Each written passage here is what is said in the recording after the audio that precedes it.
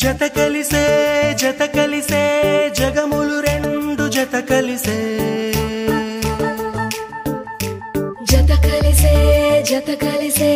అడుగులు రెండు జత కలిసే జనమొక తీరు వీళ్ళదొక తీరు ఇద్దరొకలాంటి వారు అచ్చుకుతినట్టు ఒక్క కలగంటూ ఉన్నారిద్దరు ఏ కన్ను ఎప్పుడు చదవని పుస్తకమై వీరు చదివేస్తున్నారానందంగా ఒకరిని ఇంకొకరు